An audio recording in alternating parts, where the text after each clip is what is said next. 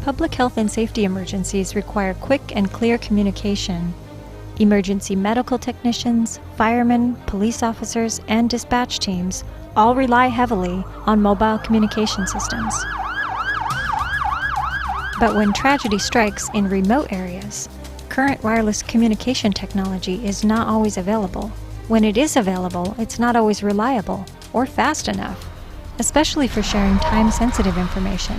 such as live thermal video feeds and gas and oxygen detection data used to rescue people. Live video and data communication is bandwidth heavy and cannot always be shared when it's needed most during an emergency. In a fire situation, seconds are vital, so the quicker we can find a casualty and use technology like the thermal imaging cameras, the better it is for the casualties and the less time that the firefighters have to stay inside what is a very hot and challenging environment. So when a firefighting team goes into a building, the incident commander who stood outside and who is ultimately responsible for the safety of the crew, he is left blind, not knowing what the conditions are like inside. So although we do have radio communications, it's very difficult sometimes to pick up what people are saying. So the use of a thermal imaging camera, being able to transmit the images outside to the incident commander, would be very, very useful in them being able to assess fire conditions.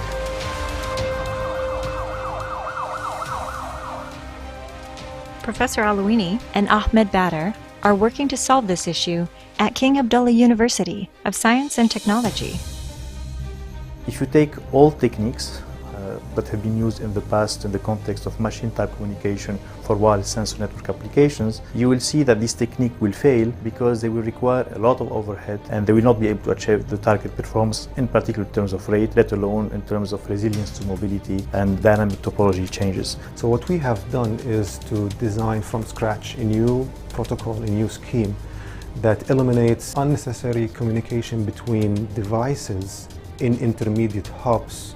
So by eliminating that overhead, they can actually forward the data in a timely manner without incurring any penalty. Since each node can make its decision locally without reverting to coordination with other nodes, then mobility is not really a challenge, but rather it helps our technique even thrive and perform better. We have been able to show that our protocol reduces latency or delay by a factor of 2x compared to other protocols, and we have been able to achieve 25% more throughput per device in comparison to some of the most notable protocols out there for mobile ad hoc networks. One of the use cases that we have been developing this technology for is public safety and first responders deployed in areas where there is no cellular coverage, or even if there is cellular coverage, in cases of disasters and catastrophes, those networks might be highly congested. So in that case, an ad hoc mobile networking technology comes quite handy. Our vision is to equip